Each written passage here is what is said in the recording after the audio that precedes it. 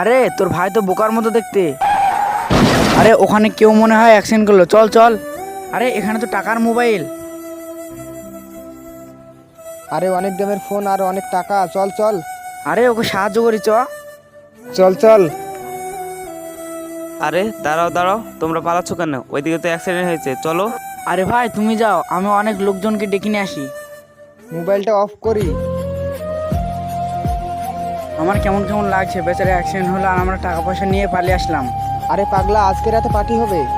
7489 ভাই ঠিক phone receive করবে। অনেকদিন পর পার্টি করছি, আজকে কি মজা।